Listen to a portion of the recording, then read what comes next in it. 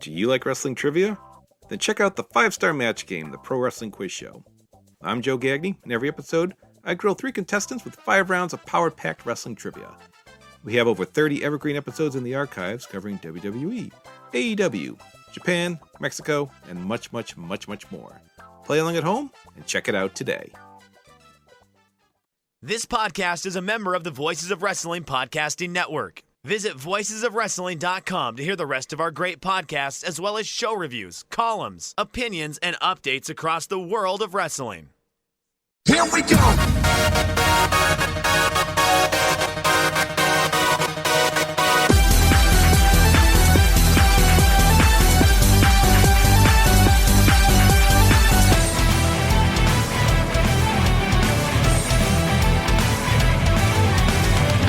Kiss me like a love song.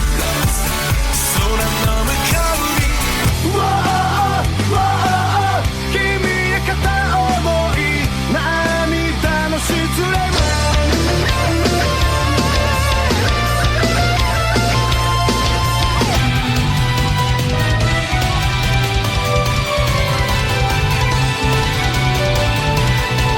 So give me 2, give me 5, give me double chatters.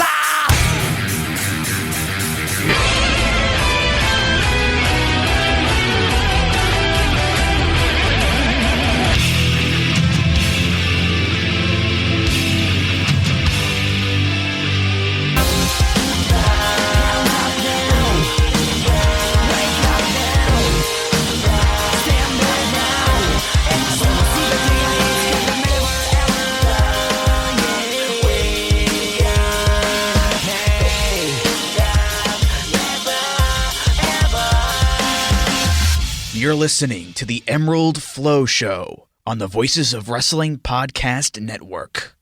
Welcome to episode 81 of the Emerald FlowShow. We're a podcast on the Voices of Wrestling Podcast Network. You can follow us on X or Blue Sky at Emerald FlowShow.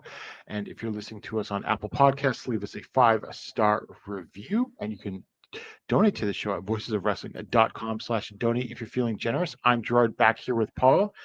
And Paul, we have to start off this week with some somber news. A couple of wrestlers have passed away. We'll start first with Osamu Nishimura, because I feel like he maybe wasn't going to get as much attention as the other person we're going to talk about.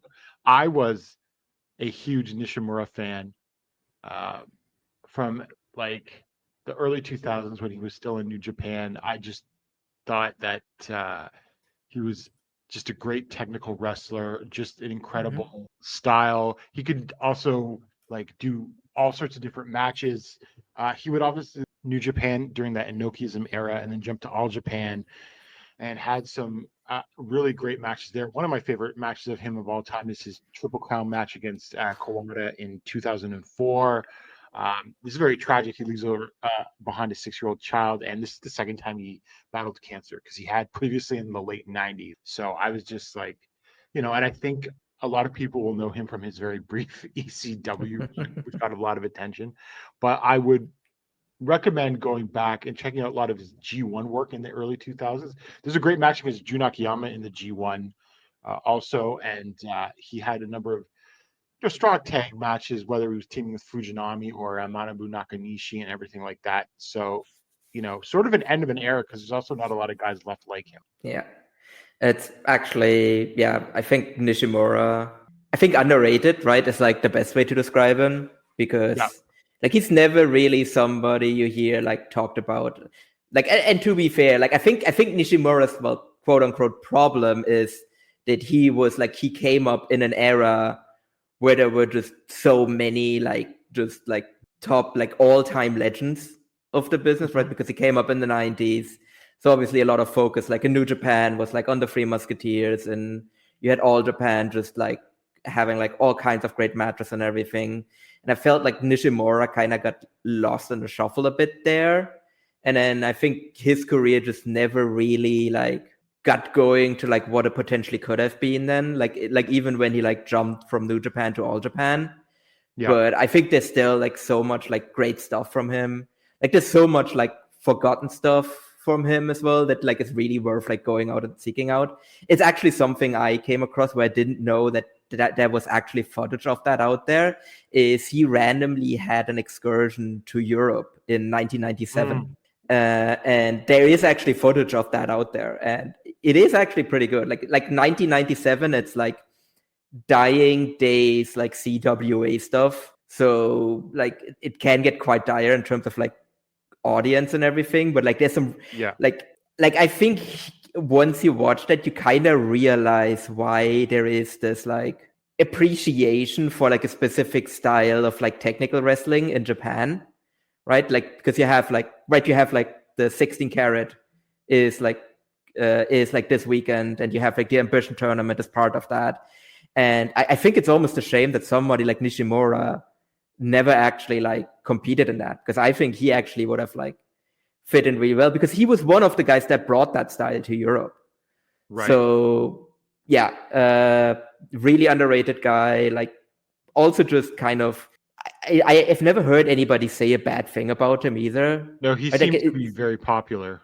Exactly, like because it's also kind of crazy, because like I just watched him like live last year when I was in Japan, and the cancer seemed to come back, like because he announced that he had cancer, like because he seemed fine when I was there, and then I think like around this time last year, like I think around March, I think is when they announced that he had cancer, like that it had come back, and.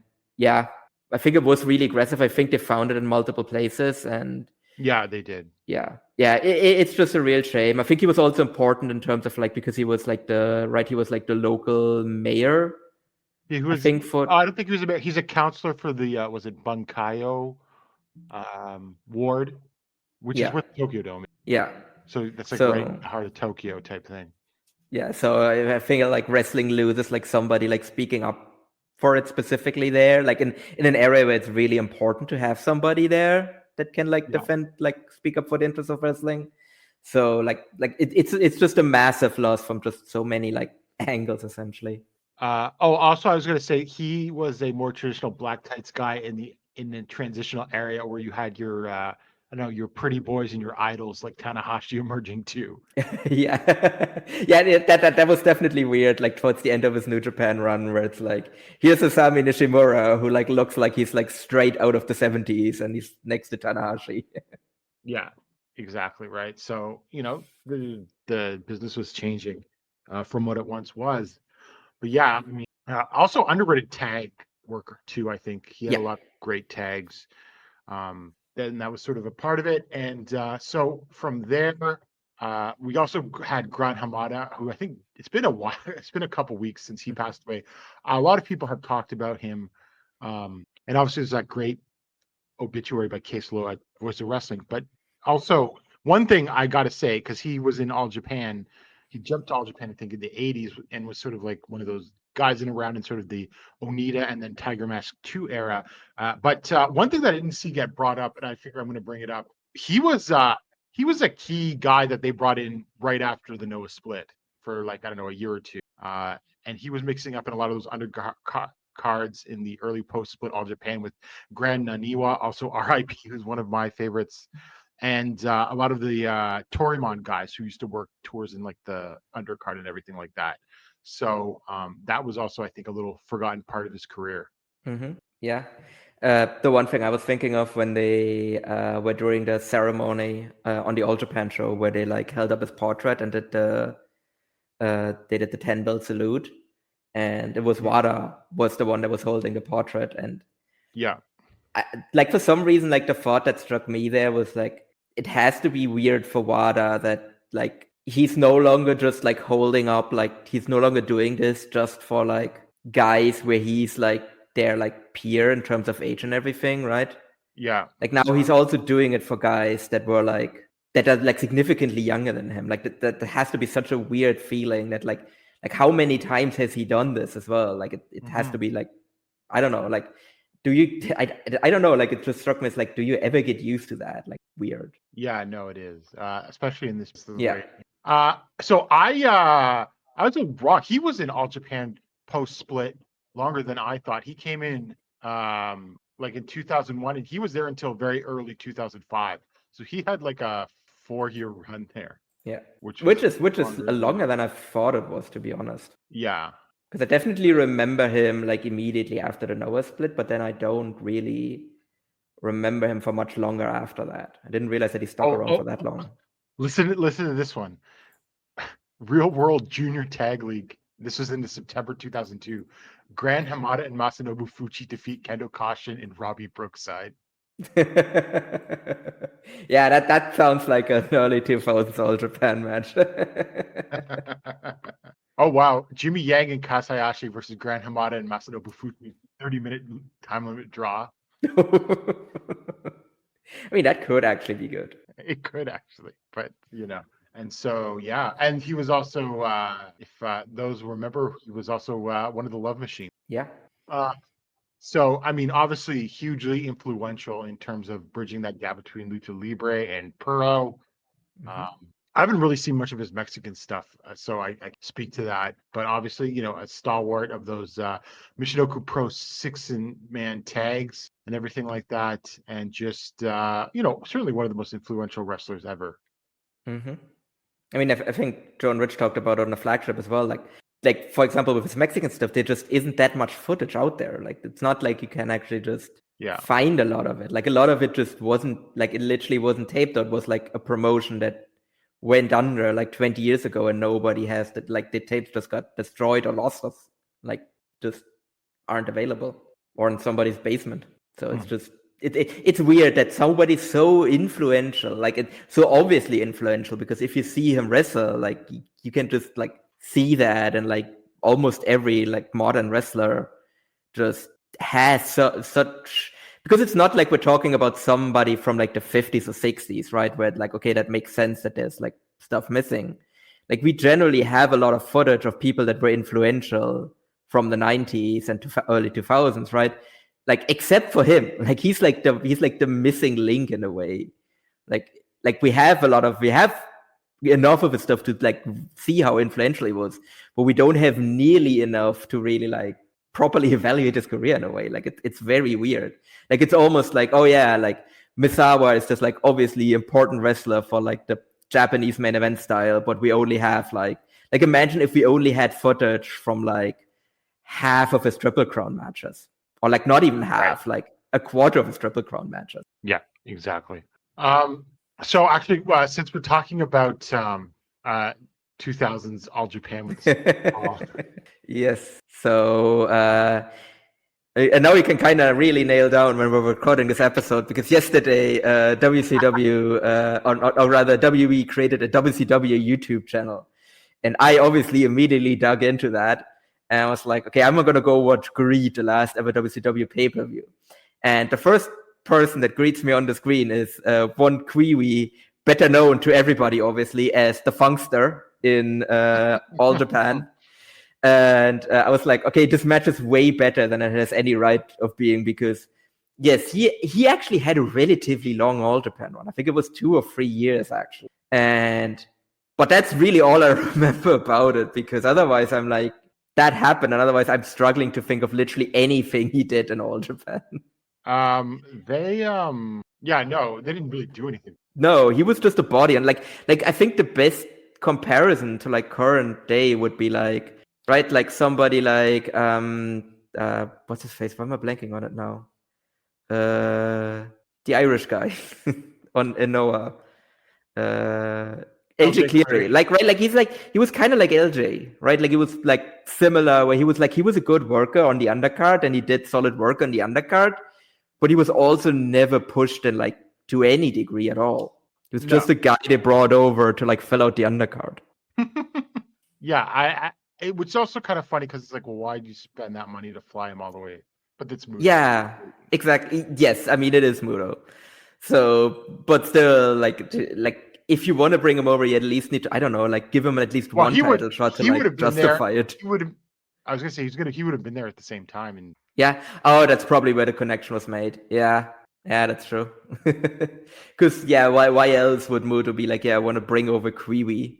Because again, solid wrestler, but not like, oh yeah, this is like spectacular guy that I like need to like book immediately and like bring over for like 3 years, and then I think he was in like one tournament that entire time.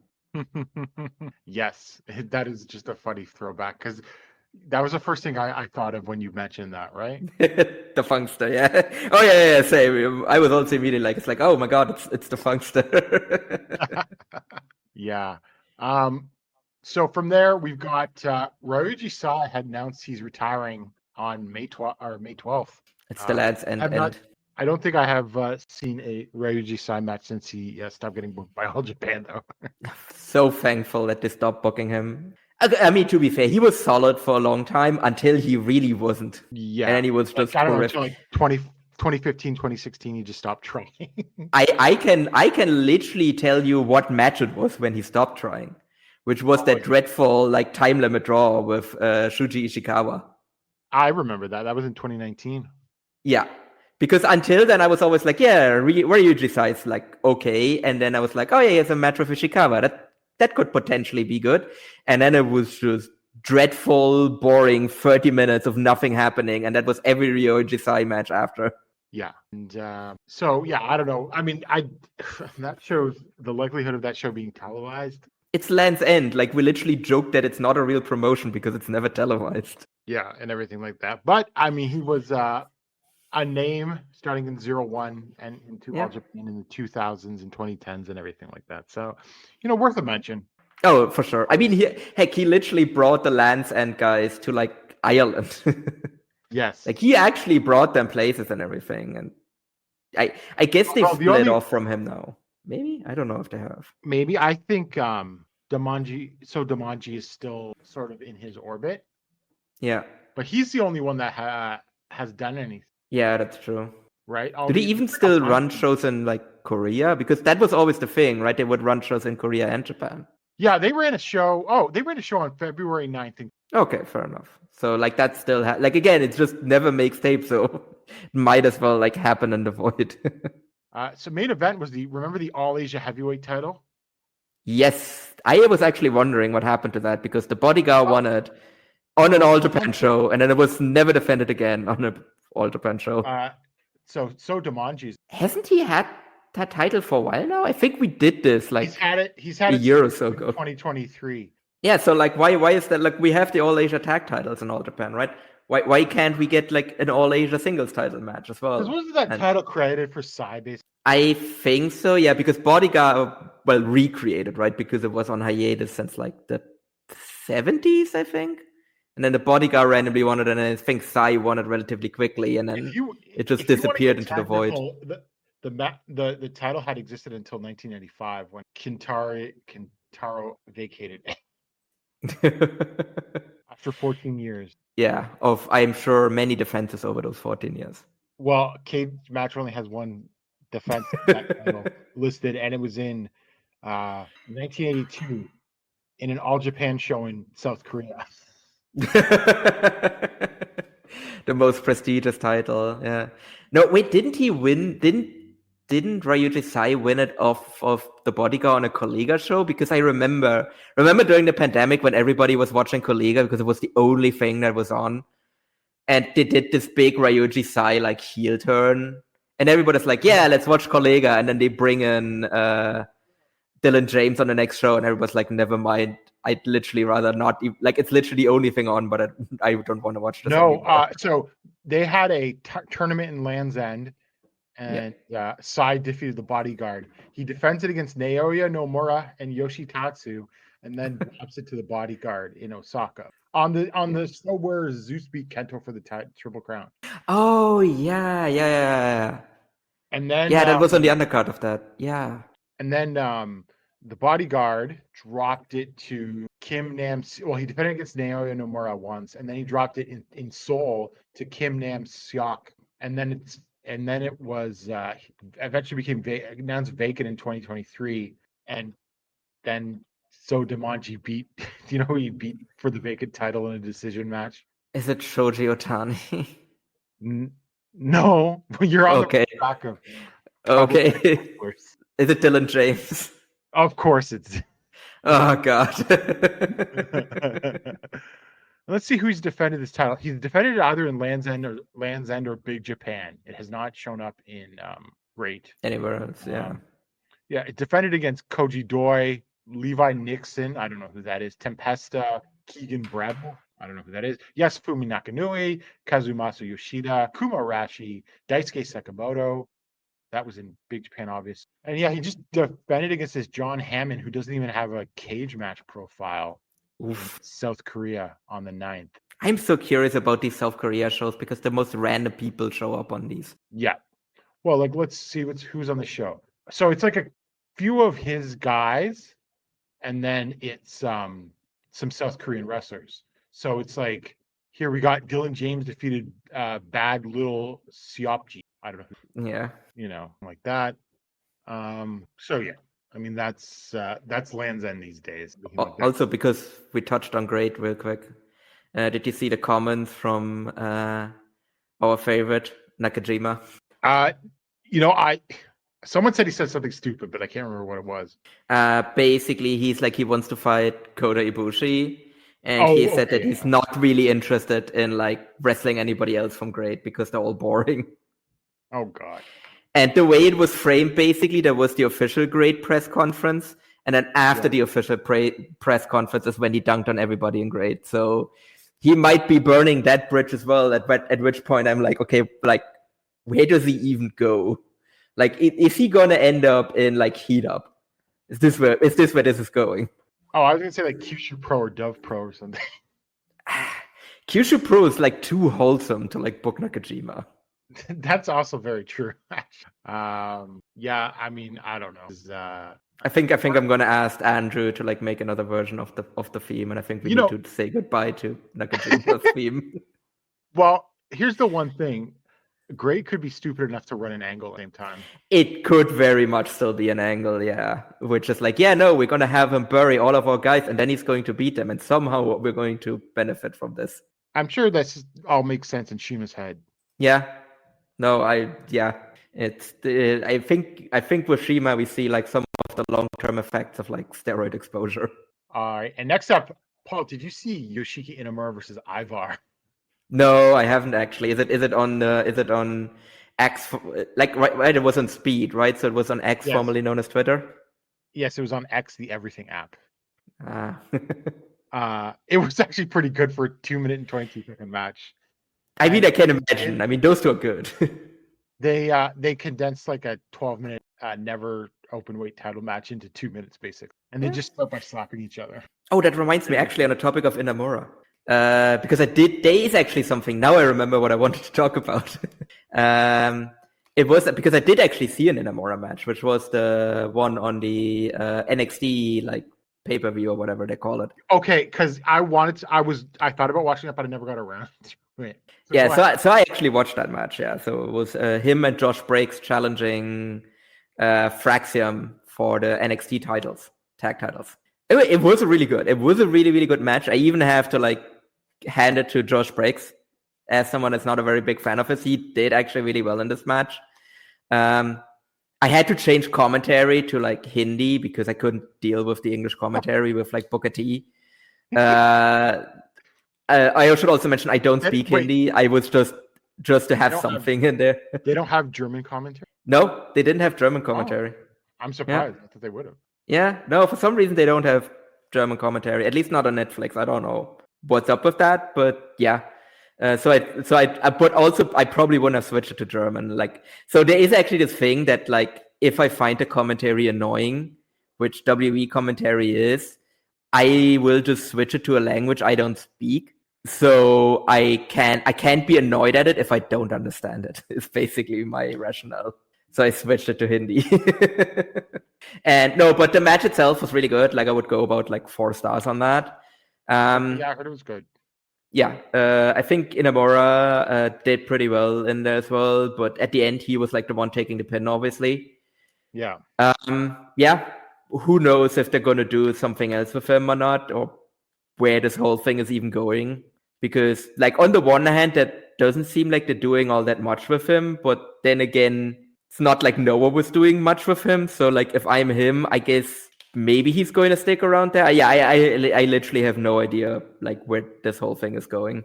Like if he's going to stay there, if he's going to come back to Noah to do nothing, if he's just gonna like, maybe he's just gonna retire. Like who the fuck knows? He can come back, say he was on American TV, and yeah, maybe. At this point, I'm just like, I don't know. I mean, he looks good. Like, He still looks like he's yeah. got fire and everything. He hasn't, lost his enthusiasm and anything like that, right? Which is always. But he'll be in his mid-30s by the time he comes back. What do you think the chances of him coming to stop Ozawa's reign of terror are? 0. Oh yeah, I'll give it a 10%. Yeah, that's the optimistic one. Maybe, like I said, I think the back-to-back of them giving him a title match with Kaito and me being like, okay, they're finally doing something with him, and then them doing absolutely nothing with him in the N1, and then him going to WWE right after just kind of broke me. So, sure. Like, I am literally like, I will not believe that they're ever going to do anything with this man. And I will be happy when they actually do something with him. But until that actually happens, I will just expect the worst with this man's career because it seems to be cursed for some weird reason. I mean, so from what I was told, even though Toronto is a famously very big wrestling with very notorious hot crowds, the fandom even there for WWE is like the same way with everything else, where everyone sits on their hands except for the entrances and the catchphrases and finishes. But apparently, because this was filmed in Toronto on Elimination Chamber weekend, they actually got the crowd going just through their work. Yeah. No, it definitely was quiet at the beginning, and then the crowd actually. Oh no, was I'm talking about Ivar versus Inamura from Speed. Sorry, that's what I meant. Their work woke up a crowd that just sits on their hands generally, which I think is for Inamura's ability and everything like that, and a testament to him. But I don't know if that's going to mean anything. Yeah, I mean, yeah. I just don't see that he would ever be a guy that WWE would want to push, right? No. Like, he's also too small for that as well. Yeah, he's short. Yeah. Well, especially there. Yeah, exactly. So, I don't know. But then again, like, he's done more than Jiro ever has. So he technically has done more than Jiro ever. Well, Jiro was a zombie. Yeah. Okay. I mean, they did have jacket time, so. They did. No, he has not been a zombie. Yeah, exactly. Like, he's just been like Yoshiki in a world. Like, they haven't even like changed his gimmick really. Like, he's just like, at least not in this match. Like I don't really watch like this stuff regularly, but I was like, okay, if it's on Netflix, I might as well just dip in and watch this match, especially since it got hyped up. And like, I didn't see any difference. Like, he just seemed like normal, like Yoshiki and Amura in this match. Yeah. So, well, obviously, I'm pulling for the guy because he's great and everything like that, and he would be another helpful addition to Noah. Absolutely. Like, I think if they want to do something with him, like, Actually, you know what? The more I think about it, the more I like your idea that he's the one that like ends the Ozawa reign. I just don't have any faith. I love that idea, and I wish so badly that it would happen, but I'm just, I'm not gonna get lured in again. I've been burned too many times. All right, so let's move on to the Noah Junior Tag League Tour. We're not going to go over everything. We'll just do some main thoughts and maybe our favorite matches.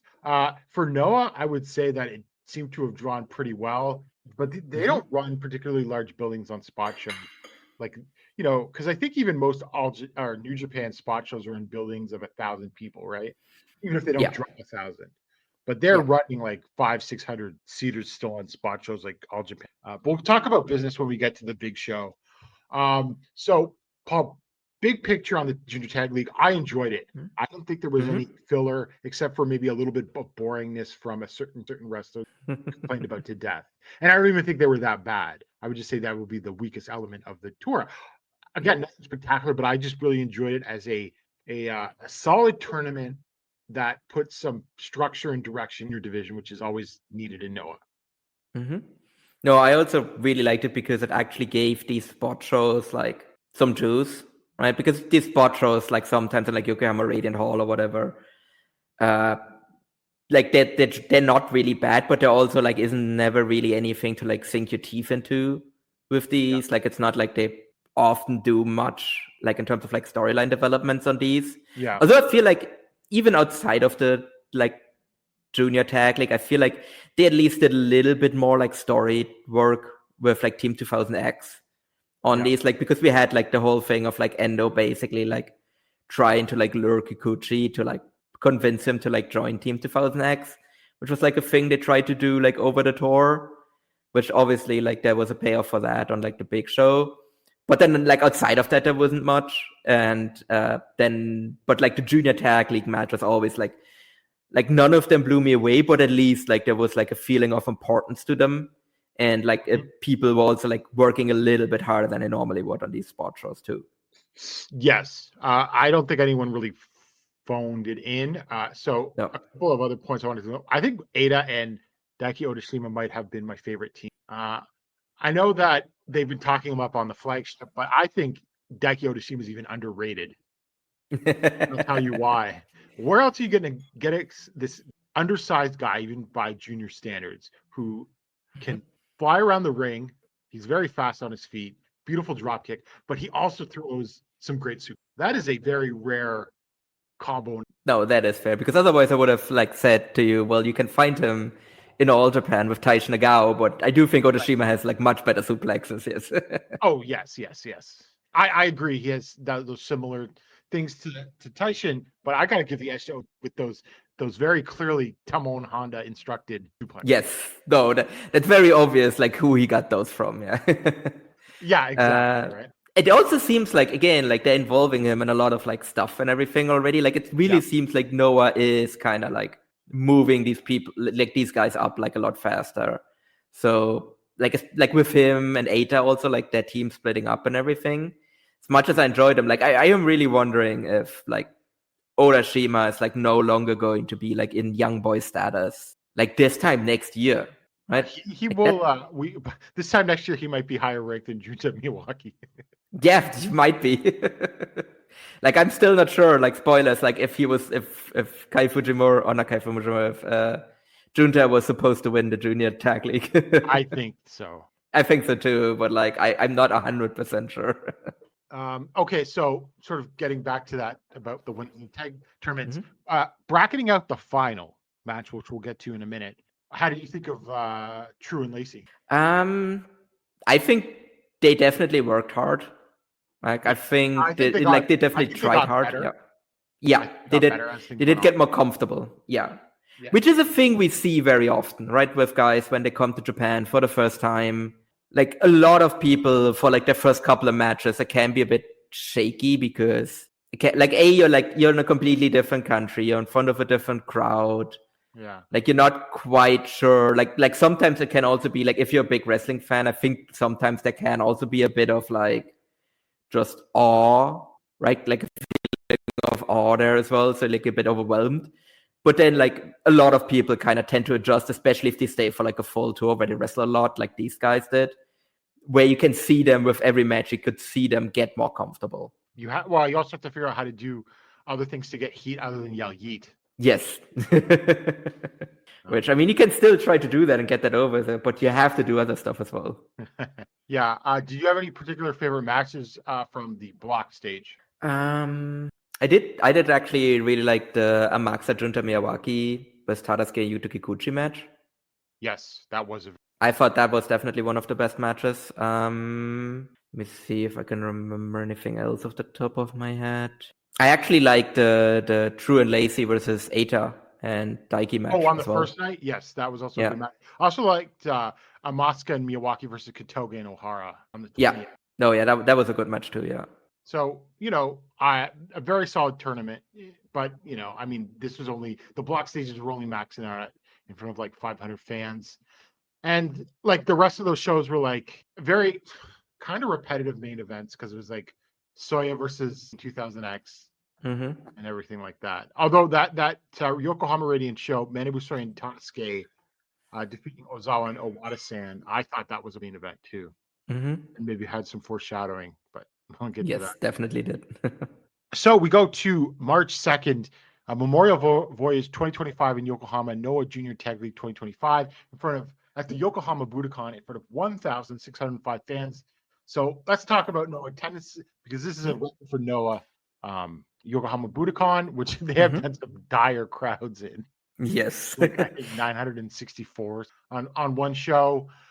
So over in the Noah channel on the VOW Discord, Odd Jobs put together a great chart, and Noah's been setting some records, not a few all time, but Yokohama Budokan's lead existed for like Yeah. 2 or 3 years. But they set a new record in Shinjuku Face, in Jimese Main Hall, in Kumamoto Castle Civic Hall. And they've had their biggest Korakuen Hall attendance in 2025 since 2019. So Biggest EDO number 2 since 2018 as well. Like, I think that's a really good, like, because that's like really pre-pandemic. Yes. So this is working. Yeah, no, definitely. I think that's, you can see that every single time that like Ozawa is a big deal. Like they put him on like this Yokohama Budokan show. Like, if you look at the card, right, there's not a lot on there. Like, there's not really all that much to like sink your teeth into. Like, there's only one title match on the whole show, which is the main event. Like, yeah, you have the Junior Tag League final, but then aside from that, like, the Junior Tag League is not really like a prestigious tournament. So, like, again, like the only other, like, they try to sell a little bit that like Masaki Tamira's Marufuji is a big match, but like, let's be real, it's not. So again, like putting him on there, and like also against Manabu Soya, it's also not like they put him on there against like one of their biggest stars either, right? Like, they didn't put him against the Keno here or against the Kaito or even the Marufuji. So like it was kind of a secondary challenger as well. And again, he set the record for the building. Yes. It was very noticeable, right? Did you notice that as well, that they turned down the lights a lot less than they normally do in this building? Yeah. But I will say, yes, they did, because it's not as embarrassing. But I did think the crowd was not particularly good until the main event. No, but it never is in this building. Like, that's a problem for this building in general, where like everybody has shit crowds in this building. And again, 1,605 is their record, but it's still like way behind what like other promotions have drawn in that building. Yes. Like they still got outdrawn by like what's it called again? Is Stardom? Well, they got outdrawn by Stardom, but not even that. They got outdrawn by the what's it called again? The Joshi promotion, the other one. Marigold? No, not Marigold. Smaller than that. Why am I blanking on the name now? Who's in this promotion? It's wait. Okay, I'm just gonna. I'm also blanking on it. Like, my brain is completely short circuit. No, not Wave. It was the first promotion I went to in 2019 when I landed in Japan, and they had to show in Shinjuku Face. Why am I completely blanking on everybody's name that is also involved in the promotion? Because there's some big stars, and I can't. Like, it's literally one of those moments where like I'm going to kick myself in the ass afterwards. Like, I can literally I can see the logo.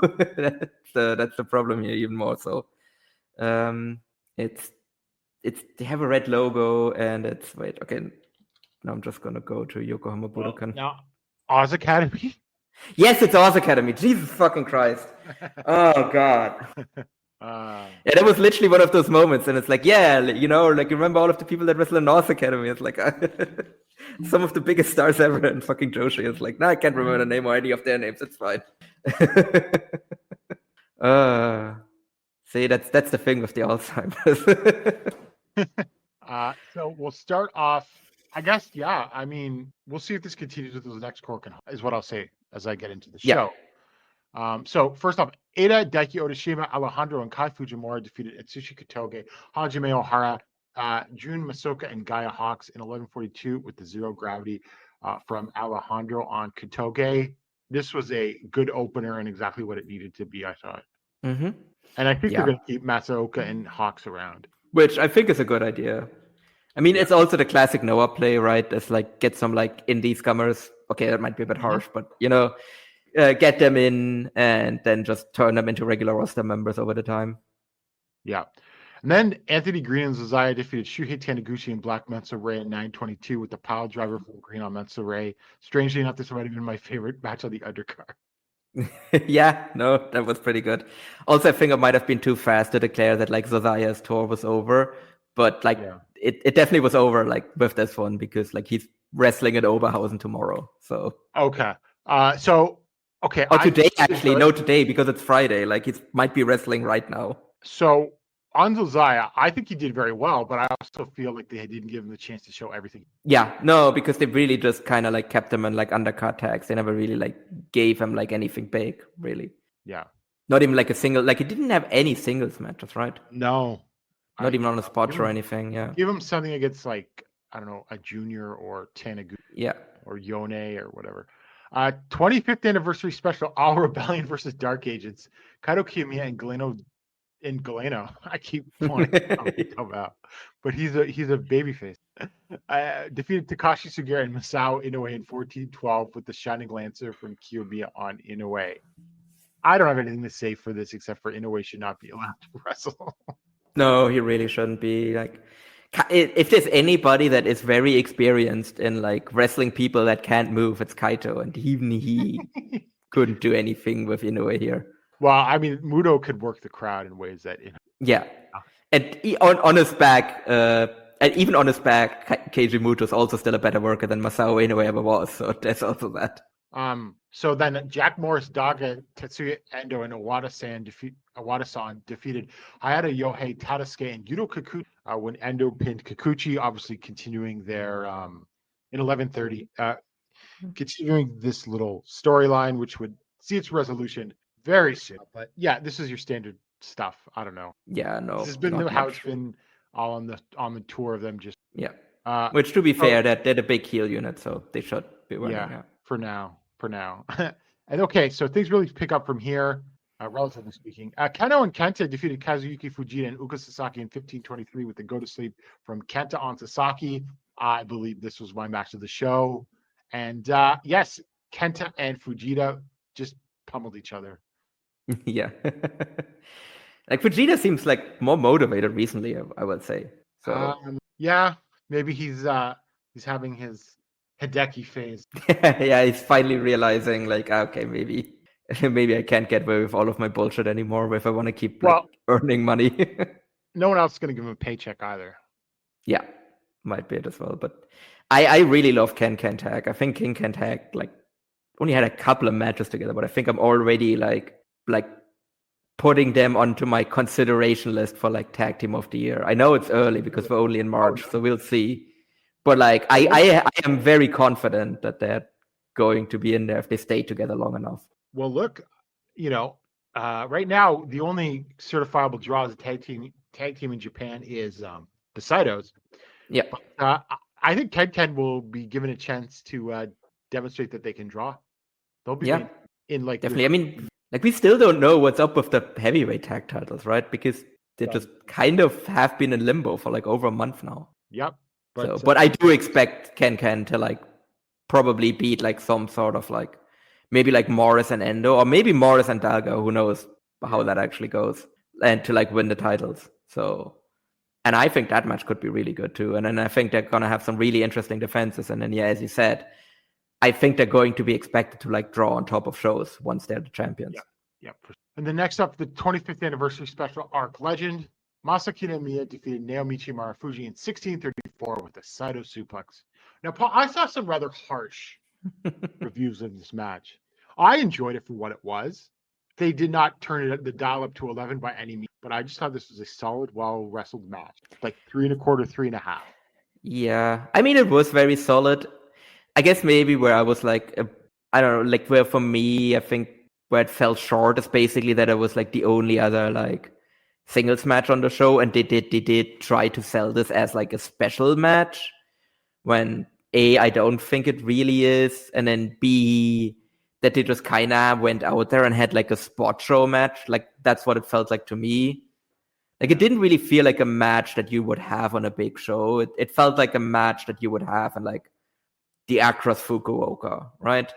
Like it was perfectly acceptable, but it just never really got to like another level. It's just like, here are two perfectly good professional wrestlers having a perfectly fine professional wrestling match, which is okay, but like I just would liked it to be more on a big show like this, especially if like the winner of this is then like challenging the winner of the main event. Yeah. No, I get that. I just thought some of the reviews were very harsh.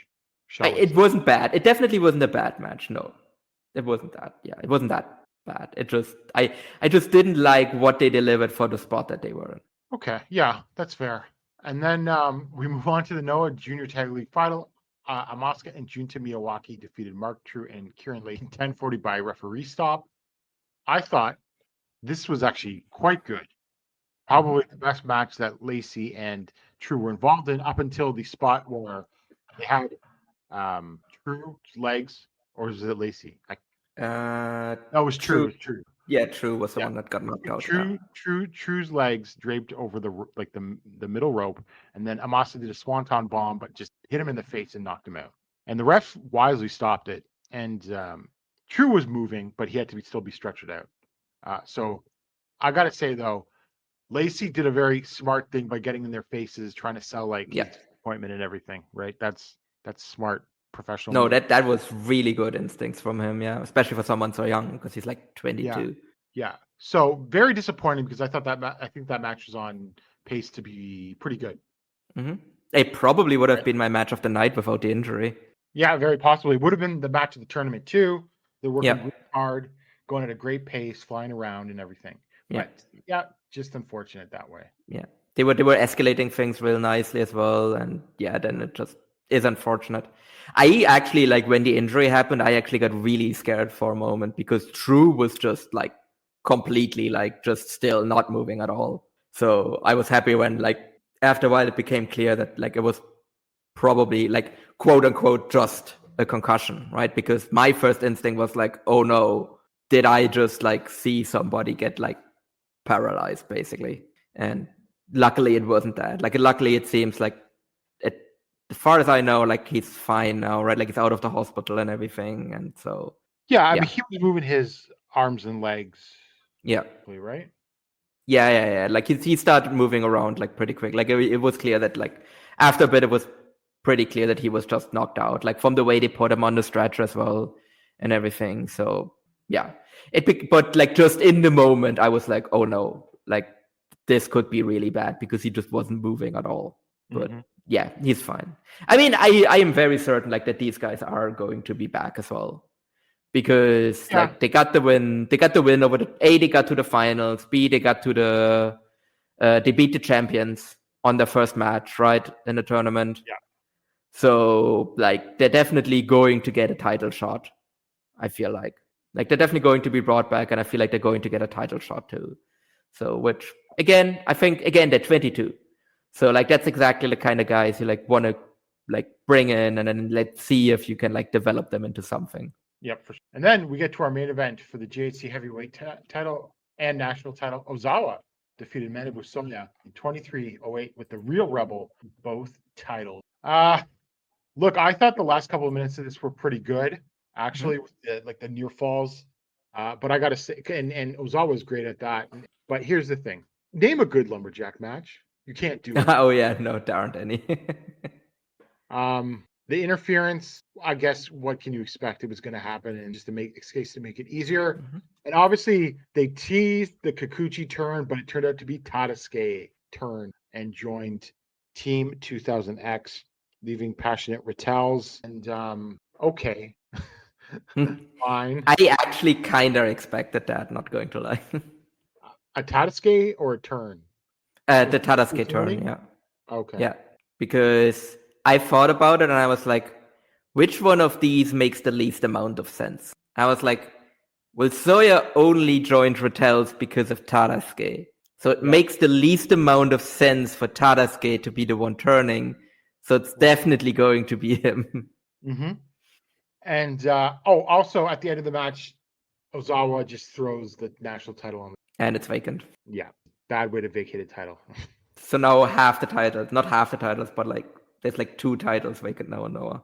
So I cannot hate this match, but because there was some good wrestling down the stretch. But I cannot love it. I don't know. No. I mean, just like recently I watched a match that also had a boatload of interference that I liked a lot more than this one, which was the Saya Kamatani versus Tam Nakano match from Stardom. I still haven't watched that yet, actually. I got to watch that. That one actually, I think, has even more interference than this one, but like it works much better in that match than it does in this match. But I don't know. I think like aside from the interference, though, I do think it's... There's also the thing of, okay, you want to use interference against Kaito, fine.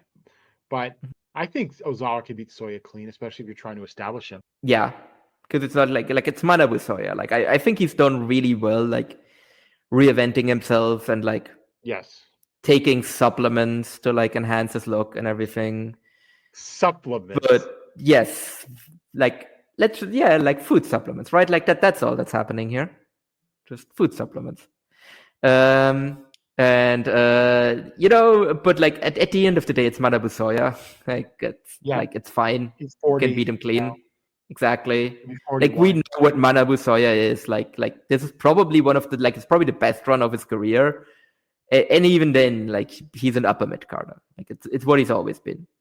So like that's a guy, especially if you want to establish Ozawa as like he's the hottest guy like in Japan. So if you want to just like that's a guy that you can just beat clean as like Manabu Soya. I mean, maybe they're gonna do that with Masaki Tamiya because he challenged after, but yeah, we'll see if they do or not. So yeah, Masaki Tamiya came out. I was kind of expecting. I'm not gonna lie. I was expecting Marufuji to win that match and challenge Ozawa. Yeah, but it seems like this makes me think that this Ozawa reign is going to go on for a while because they haven't really given him like a big challenger yet. No. He's faced Galeno, he's faced Soya, now he's facing Kitamiya, none of which have like a chance of winning. Especially Soya and Kitamiya are the throwaway defenses. Yeah, no, that's very much a like... Soya was a title match. Yeah, there's like the guys who used to pad your like title reign, basically. Yeah, like they had Kitamiya versus and everything like that, right? Yeah. So the only time that Kitamiya didn't feel like a throwaway challenger was when Nakajima champion last time. True, yeah, because they had that win over him in the cage match where he took his hair. Yeah, that's fair. That felt like the only time where like Kitamiya had a realistic chance of winning. Whereas here, no, like I would be shocked if Kitamiya wins this. Like I literally like. I don't know. I give him a 1% chance, which is a freak injury, and then he wins it that way, basically. I think they should shake things up and have Ozawa blue in that Kitamiya. Ooh, yeah, that's actually a good idea. I think Ozawa would I think that would be like a good look on Ozawa as well, like blood. I think that would work really well. Yeah. Yeah. So yeah, I mean, good finishing stretch. Just the mat format. I don't know. I'm not. Look, this is drawing right now. I don't know. It's not completely free. I mean, lumberjack matches, as you mentioned, like lumberjack matches are always shit. Like, especially in Japan. Yeah. Like, it's not like Americans know how to do lumberjack matches or really anybody knows how to do lumberjack matches. But like Japanese promotions definitely don't know how to do lumberjack matches. I think we've got a couple of examples of it now and they never ever work. I mean, I think they could still probably do exactly what they're doing now for a bit longer before it gets... Before like the fans stop going, to be honest, which I don't know. I'm not gonna love, but it is what it is, right? And it's still the most whatever its weaknesses, and I think there are many. It is still the most dynamic years. Oh, for sure. Like it's just they kind of need to like develop. Like I think it's going to pick up a lot once like Ken Tag like takes over the tag division because right now it's like it's Ozawa and that's it, right? There isn't really that much else. So. Because it's also like Eita hasn't really done anything either with the junior title, so I assume there's going to be some movement in that now. Yeah. So yeah, like I think there's like a bunch of stuff that will get started after this show, where it's like it's going to be more than like just the Ozawa show. So what do you think they should do with the national title? Haven't they already announced that they're going to do a tournament? Oh, I missed that. I didn't know. I don't know. I just saw that like a bunch of people were basically like, yeah, I want the national title. I want the national title. So. I don't know if they formally announced the tournament yet, but like it does seem like they're going to do. This degrades the title. Yeah, and also the other weird thing is like, okay, but then are they going to do a tournament for the national title, and are they then also going to do a tournament for the heavyweight tag titles, which are also vacant right now? So are they doing two tournaments? I don't know. It is. I mean, Noah will like even at its height, Noah will be very confusing. Exactly. So we look ahead then to March 22nd at Corkin Hall We've got the GHC Junior Heavyweight Tag Team title, Hayata and Yohei versus Asuka and Junta Miyawaki. I mean, obviously, I think we both agree who should win this match. Yeah, no, absolutely. But like, what Junta take the pin?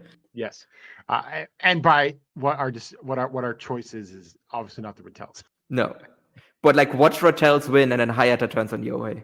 Yeah, and then they vacate them. Yes, and then Amaxa and Junta Miyawaki make it to the final, but then they lose to like True and Lacey in that final.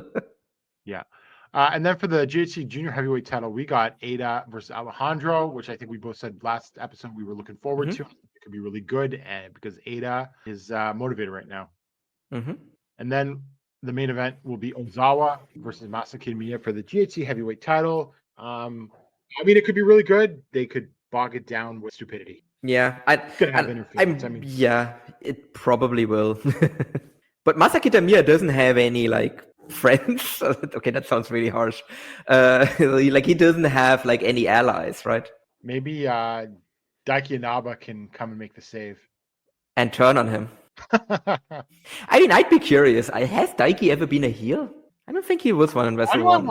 What factions? I'm trying to think what he was. Like, I think he was always a babyface. Like, he was always the guy fighting Enfants.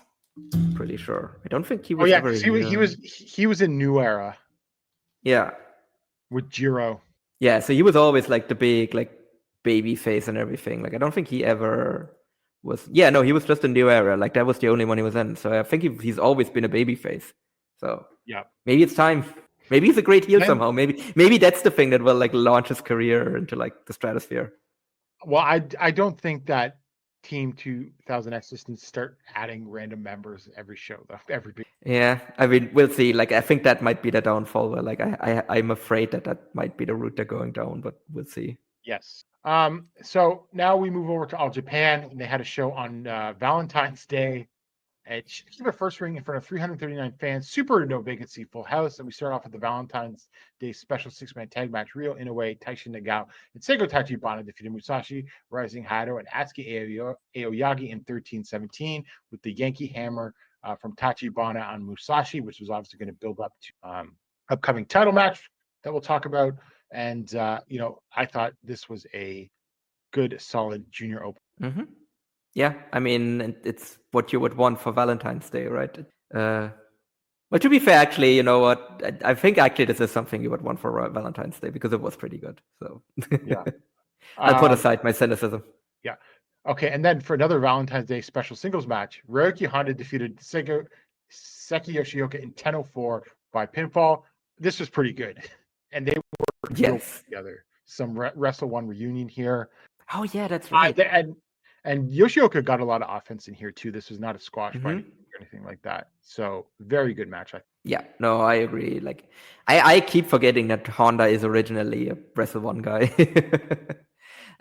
Yeah, no, I also thought this was really good. And again, I was surprised how much offense Yoshioka got as well. And I don't know. I just hope that eventually maybe he will get a bit more of a singles run somewhere, because every time he has a singles match, I'm like, yeah, this guy's really good. And then it's like he has like 3 in 1 year, basically.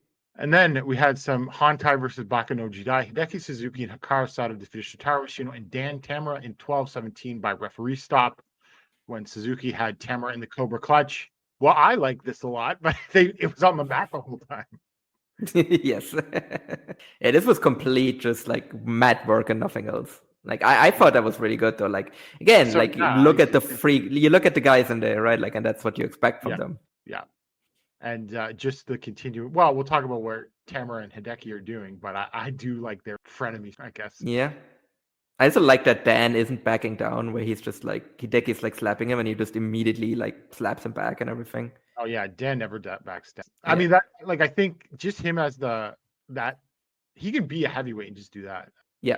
Which I don't know. I still feel like that's what he is now. Like, I don't think he's a junior anymore. Oh, we'll see with the next tournament or when he comes. Yeah, yeah. Watch him be in like the Junior Battle of Glory and win like 2 matches. Yeah. And then a Valentine's Day special singles match. Rei Saito defeated Kumarashi in 10:34 with this. Again, much like my love for Rei Saito versus Jack Kennedy. This is better. Also, just fun to see the big guys. Yeah. No, definitely it was just like both of them just kind of clashing into each other. And again, as we can see, like they keep giving like Ray singles matches, which I do think is notable. Yeah. Because again, they could just put him in like a match with like the like other like with like Doi or like Jun Saito, right? But instead he's like given these like singles matches. Yeah. And then the main event, Yuma Anzai, Ren Ayabe, and Kuroshio Tokyo, Japan defeated Kento Miyahara, Yuma Aoyagi, and Hokuto Omori in 1809 with the death roulette from Ayabe on Omori. Paul, this when we say All Japan is a comedy promotion, this is what we mean, which is such a funny comparison to that one match that we talked about on the last episode. That was the main event of that one other spot show. I can't remember. Was it a 6-man or 8-man tag? But you know the one I'm talking about. That was really the Elpida, yeah, right. And then we had this. I mean, yeah, sure, fine. It's main event. I mean, it was good, but it was not what you could have. It wasn't the peak of what All Japan could do on a small spot show with an event. Oh, for sure. Like again, this was one of those where like Jiro was replacing Jun, right? Oh, that is right. Yes. Yeah, so I feel like that probably also like changed the like tone of the match, because I feel like if Jun would have been in here, that would have been a very different match. Yeah, exactly. That probably would have had a lot less comedy than this had, because this was a lot of comedy. Yeah, but otherwise, the mid card of the show was pretty good. Yeah, no, for sure. Like I mean, for like a spot show on like Valentine's Day, you know. I mean, I was also going to make a joke about like, yeah, that's the most romantic thing you can do on Valentine's Day is go to Shinkiba first ring.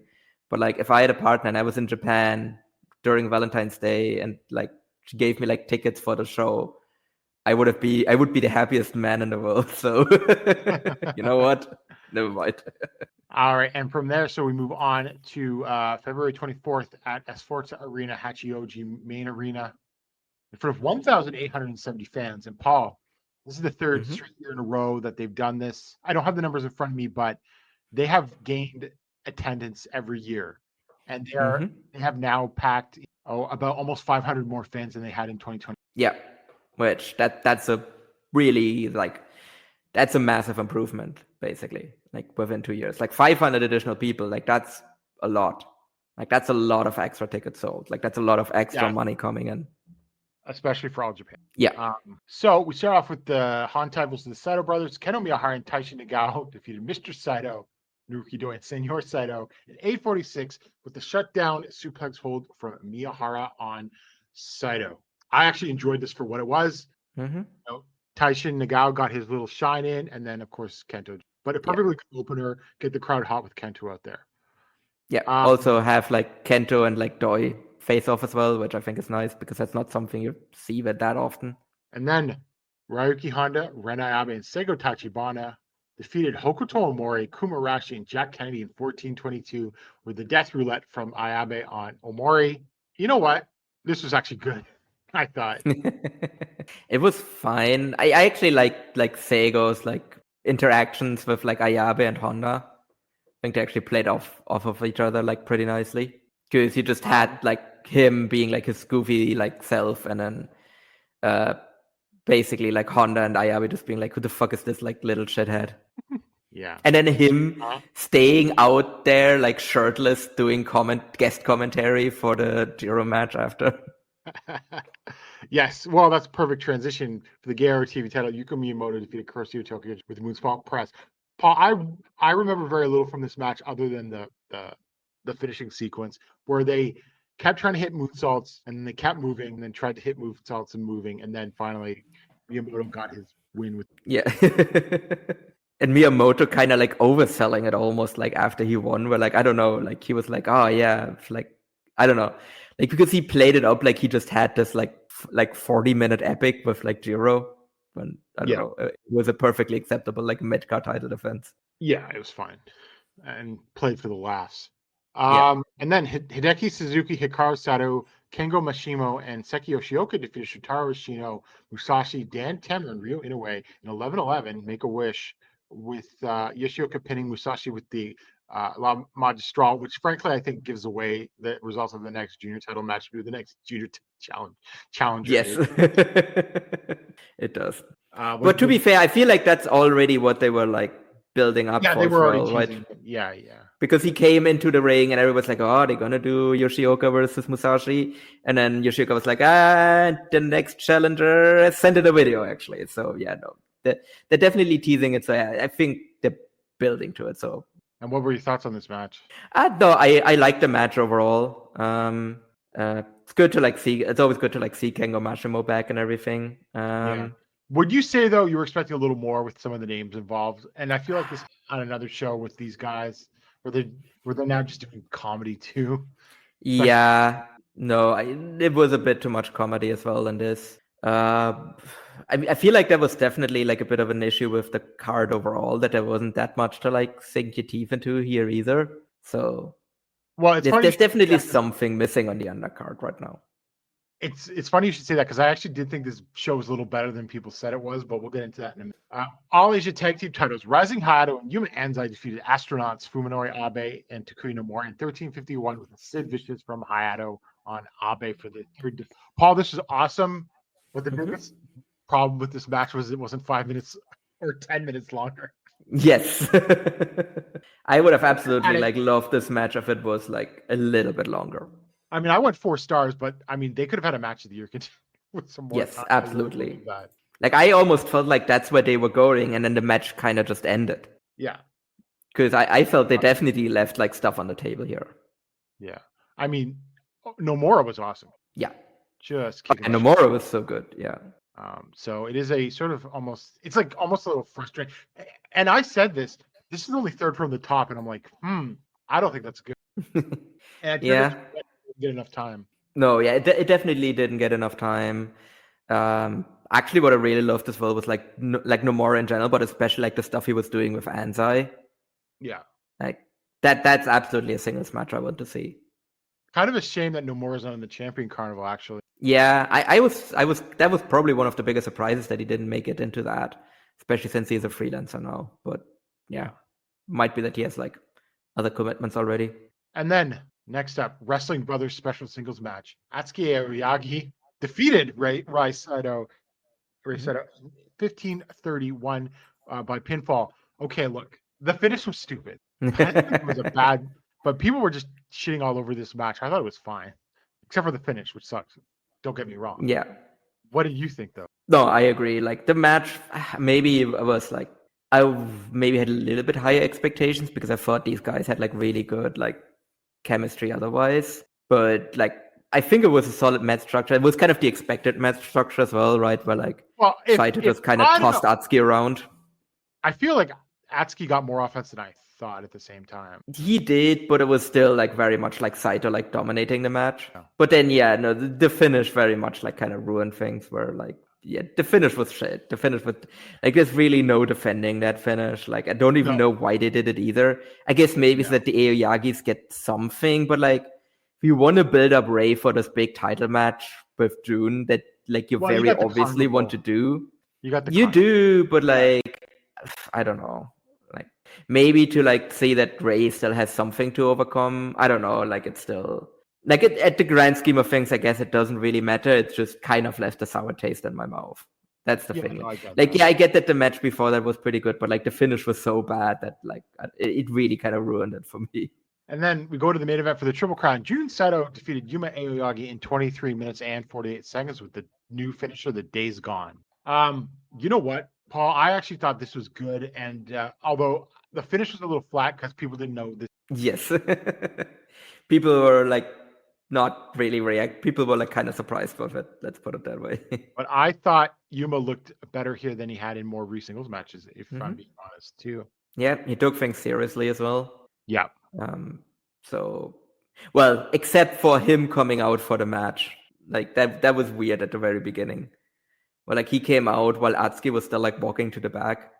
Yeah. That was kind of weird, but like otherwise, this was really. Well, they've done that with the Saitos. They've done that exact same thing with the Saitos before too, though. Yeah, but like the Saitos have the same theme song.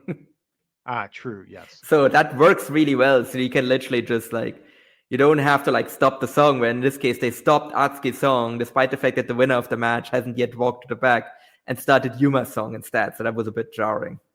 Whereas with the Saitos, you can do that because you just keep playing Dream Warriors and the other one just comes out and the crowd pops because it's awesome. But I feel like, what does this have on? Whoa, this has only got a 696 on Cage Match. I thought it was a little better than that. It definitely was better than that, yeah. Like, it wasn't like the greatest Triple Crown match ever, but like I thought it was like a pretty good like defense and everything. Because I was a little nervous about this. Yeah, no, it definitely exceeded my expectations. Yeah, for sure. I was like, this could be a bit shaky. Like, who knows? Like, like with Yuma being like in a weird like funk or whatever, it definitely could have been like bad and boring. And it wasn't. It wasn't like it's not going to make my match of the year list or anything like that.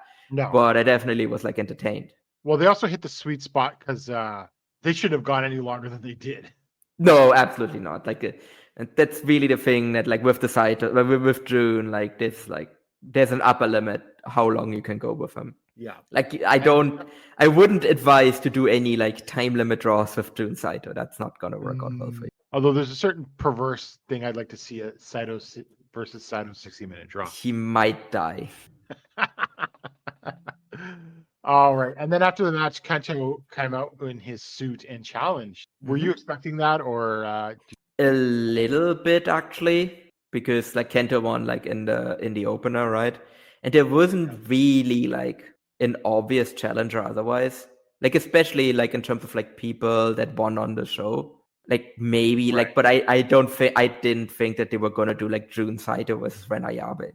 Like if like the actually more so than like Kento coming out challenging, I was more surprised that they're going to do another challenge before the Champion Carnival. Well, they got an Oda Ward gym show at the end of March, so. Oh yeah, okay, so they need to do that one. Okay, fair enough. Yeah. So yeah, again, like Kento's like, who else are you gonna do there, right? Yep. Like you've already like you've done Yuma now, like you've already done Anzai. So Kento's kind of the last one left, basically. Yeah. So then we're going to preview, and we go jump ahead a day, probably from 2 days from us. March 9th, Korakuen Hall. We've got, this is the first match of the show, I might add, Gerard TV Championship, Yuko Miyamoto versus Mr. Saito Naruki Doi. Paul, do you think they would belt up Doi with the TV title? I kind of hope so. Like, I don't know, this Miyamoto reign isn't doing much for me. Like, it's not bad. It's not bad, but I'm also like ready to move on because I think there's more interesting people that could hold this belt. Yeah. And then we got Atsuki Aoyagi and Taishin Nagao versus Shuji Kondo and Seki Yoshioka. Yeah. That looks pretty good. Yes. I mean, it's Yoshioka probably going to win, yeah. And Kondo rough up a room. Yeah. Third match, Hokuto Spring Tryout 2025. Hokuto Kuma Arashi and Jack Kennedy versus Mazada in the world, Takeda of the world, and Yoshida of the world. So I don't know who Takeda and Yoshida are, but I would assume Mazada is Mazada. Yes. Is Senior Saito booked on this show, perchance? No. Okay. So he's not getting double. He's not like. Do you think he would get like paid twice, or if he's just like if he's double booked, or if they're just? I don't know. But yeah, I expect this to be comedy. Like this seems very much like of course a comedy undercut tag match. Yeah. Well, it'll be interesting to see who the other two are. We have for the we don't have a date on this match yet, but I assume it'll be on March 29th, maybe. But Dan Tamura and Hideki Suzuki are going to be challenging for the All Asia tag titles. Now that Dan and like Hideki are frenemies. So we've got Rising Hado, Yuma Anzai, Ruki Hunt, and Ren Ayabe versus Hideki Suzuki, Shotaro Shino, Dan Tamura, and Ryo Inoue. Now that looks pretty darn good on paper. Yeah. What the execution is. Yeah, that's the thing. That's the problem right now with All Japan. And then we have Musashi versus Seigo Tachibana for the PWF World Junior Heavyweight Championship. I mean, pretty decently high expectations, but I do think Musashi will. Mm-hmm. No, because it's really obvious that they're setting up Seiki Yoshioka, so it doesn't make sense. Yeah. For Musashi to lose here. Yeah, and they've got it in the semi-main spot, so they'll get a couple minutes. They'll get a decent amount of time. I mean, it will be a good match for sure. Oh yeah, for sure. And main event, World Tag Team Championship, Jun Saito and Rei Saito versus Kento Miyahara and Yuma Aoyagi. They're making their 9th defense of the World Tag Team titles here. What do you think, Paul? Do you think Yuma's pinning someone? Yeah, I think it's time to like end the Saito reign. Because I think I've talked about this before, right? Like this, like it feels like nothing else is going on except for the Saitos in All Japan. So I think it really is like time to like just like at least get the tag titles away from them for now. Like they can always like win Real World Tag League. Like once June is no longer Triple Crown champion, they can always like have them win the Real World Tag League and then like have them win the belts. Like either like at the year-end show or like at the early year Hurricanes or whatever. But like until then, like while Kento and Yuma aren't exactly the freshest choice, at least like I feel like something else is happening in All Japan besides the Saitos if they win the titles. And again, they're a really good team. So like they've been around forever now at this point. So that would be my issue with belting them up yet again. But at the very least, like they would give us like really, really good matchups. Yeah, and they're the only other tag team that can draw. Yeah. I mean, I guess maybe like if you put like an Anzai team or something. Yeah. So yeah, I mean, I have pretty good high expectations. Oh yeah, no, the match would be really good. Like the match definitely, like these two teams have shown that like if they face each other, like they pretty much always have like really good matches. So I do expect that here as well. Like especially if like this Yuma from this show shows up and not like I don't know Yuma over like the last couple of months. Slight technical difficulties on my internet connection, but I was asking Paul, is there any chance that they could retain the Saitos? I think there is a chance that they retain. Like it depends like how heavy they want to like keep pushing the Saitos, right? Mm-hmm. Like if they just want to have them be these like all dominant like guys going into their like big title match against each other, then like you keep the belts on them, right? And then they like go into the match like brother versus brother while they're also the tag champions. They're literally dominating the entire promotion. Like June as Triple Crown champion, Ray just won the Champion Carnival. Like they hold all of the heavyweight belts, destroyed everybody, and now they're gonna face each other. And like the final showdown to determine who's the better brother. Then I think if they want to do that, but like I feel like if they also want to like draw better on like spot shows or like freshen up the promotion a bit, like I think they should have them lose the titles because it feels oppressive in a weird way right now. Like I love the Saitos, but it's like it's only Saitos right now. It's like all Saitos all day. Yeah, no, that's fair. And it just seems like the right time. So, and I would assume on the show, I don't know for sure because I don't see it announced yet, but I would assume we're getting the Champion Carnival actual card. Yeah. Because the 29th is the next big show, and that's too late to announce those cards, I think. Mm-hmm. And that will also give us a good idea, like who might be like winning like the A block. Because we know who's winning B block.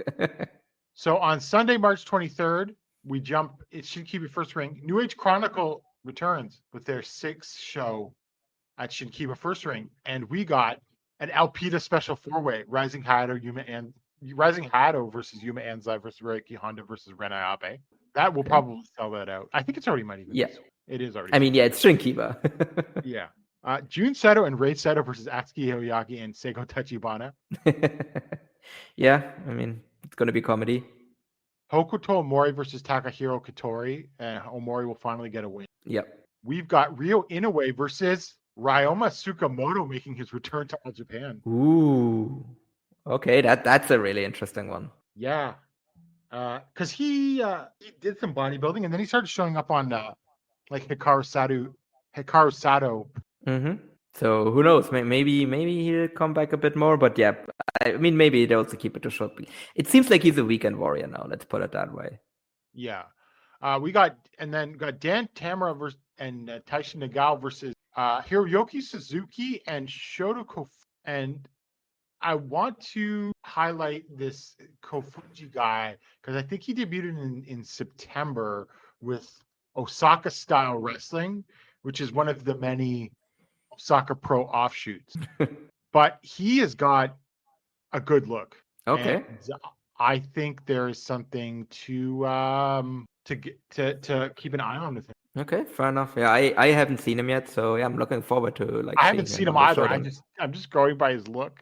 Okay, fair enough. Right, like a good-looking young guy, right? Mm-hmm. Like, okay, well, that's all you need in Japanese days. Yeah. If you can like sell a photo book with him and Rising Hayato, they can make a lot of money. I think you can.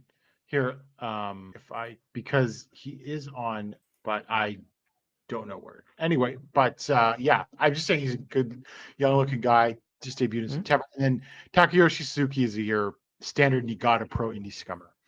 So, Yeah. but I have got my eye on this match because I want to see this Kofuji guy. Mhm. And then on the 29th at Oda War Gym, all that's been announced is Jun Saito versus Miyahara. All right. Paul, do you have any closing thoughts? Oh, I have a question. Yeah. So I was sort of, because you know more about European I do. I was just going around watching some Igel Blanc stuff. Mhm. Right? And I couldn't help but notice that he's got a student named Kuro. And I watched a Kuro versus Leon Slater match. And it was pretty good. And so what do you think of this Kuro guy? And he's got potential. Do you think he could end up in All Japan? Kuro. I don't think I've seen him, to be quite honest. Like, I don't think he's brought Kuro over to Germany yet. At least I'm trying to think if I've seen him. Let me just look that up real quick. It's this guy. Yeah, no, I don't know. He actually hasn't come across my screen yet. Yeah, no. Okay. So I don't actually. Yeah. So he definitely he's been around with Isle Blanc, but like he did go. But did I see him at WXW? No. Okay. So in theory, I could have seen him last year, 16 Carat. Yeah. Or not last year, 2023. But he was at the show I didn't go to. Oh, okay, that's funny. Well, there's a match of him versus Leon Slater on YouTube. I'm gonna look that. I'm gonna check that one out then, because that's probably pretty good. I mean, talking about a guy I would love to see come to Japan, like Leon Slater. Yeah. Well, I guess who's TNA have a rule? And no WWE, and who has a relationship with the WWE as well? Yeah. Noah. So that might be a possibility. Yeah. Do you think? I mean, I think that would not be a bad idea. Yeah. It could be. Yeah. But was Scott D'Amore the No Weight Man? Probably. I mean, again, there hasn't been any crossover with TNA in like forever. So I think it was like in 2019 was the last time when Marufuji just words on some pay-per-view. Yeah. If my memory serves me correctly, right?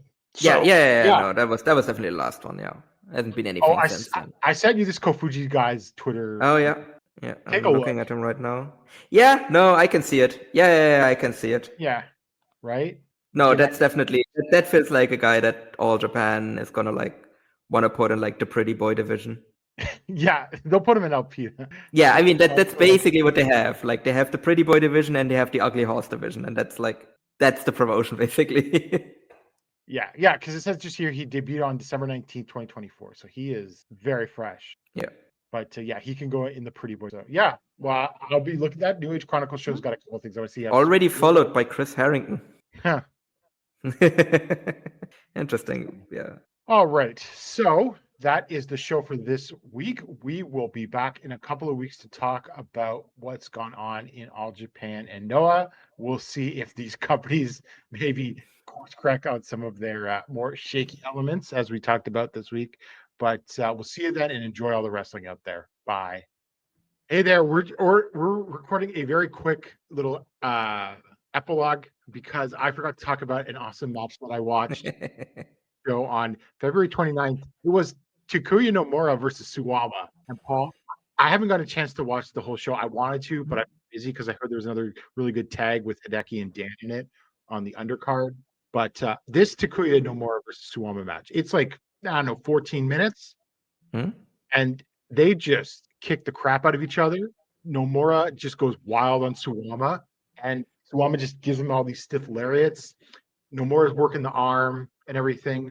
And like, it's funny because Suwama doesn't do much, but it's all either Nomura on offense or Nomura selling, right? And then they suplex each other a bunch. Then, Nomura tries to go for some submissions on the end. And then Suwama just locks him in a sleeper, in the Manriki sleeper, gets the referee stoppage, and then keeps it on. Abe rushes the ring and starts beating on Suwama, and then Ishikawa starts beating on them. And that's to set up a, I can't remember the date, but it's going to be Violent Giants versus Astronauts. That's fucking awesome, yeah. Yeah. So I just feel like I had to talk about this match and everything like that. because you got to check it out on the February 29th Evolution show. It was the main event. Probably, yeah. Yeah, because that was a pretty big match, which is interesting because, I mean, look, they've always had the men's matches on the shows. Mm-hmm. This is like really the first time they're really running with like a sustained storyline. Well, to be fair, because they have like, yes, because this is like Suwama's like home promotion now, since he's like not really around in all Japan anymore. So I feel like that might be, that's probably the reason why they're doing that as well. And I mean, like, fuck yeah, give me like Violent Giants versus Astronauts. I mean, I probably go and watch this one now, but like once that one drops, that's like appointment viewing because there's no way that's not going to be awesome. Oh yeah, I mean, I think I don't know. Can they still go real hard? Like, do you think what it once could have been? But I mean, I will put it this way: the last great Twin Towers match is with Astronauts, and Suwama, like 2025 Suwama is way better than Sato was even back then. Yeah. So they have a show on the 24th of March on a Saturday, but I don't see that they've announced that tag match yet. Mm-hmm. Oh, wait. So this Astronauts match, when it happens, I don't know when, because on March 23rd, they've got Shuji Ishikawa and Suwama versus Masayuki Kono and Sushi. Oh, okay. Yeah. So perhaps that, this is a charity show. Okay. Maybe that's why. Yeah. Charity show Hado Yamatown. Okay. So, April we can. Yeah. But I mean, again, once that drops, that's like, instant watch basically. Yeah. So yes, please. Oh, wait, sorry. No, March 21st, Shinkiba First Ring. I was completely wrong. I found it. Astronauts versus Violent Giants. But it's the semifinal. And should make tape as well, right? Yes. Oh, wait, what is the main eventing over that? Oh, Nane Takahashi versus Zone. Okay. Okay, that makes sense, actually. Mm-hmm. Because that's like part of a retirement countdown. Yeah. Takahashi's retirement countdown. So yeah, that makes sense. Okay. That also Paul, also on that show, Kengo Mashimo versus Dan Tamura. Ooh. Okay. Yeah. No. Okay. Okay. I think I need to watch this entire show. Yeah. That's and opening match is you versus the new rookie Chica, which I. Mm-hmm. No, that sounds like a really good show. Yeah, for sure. So we'll have to cover that show, because it's looking good. So yeah, I'm glad we took the time out to record a little extra. But yes, definitely. Yeah. So I will say that Suwama is definitely pushing Evolution forward, new directions and everything like that, and it's looking real good.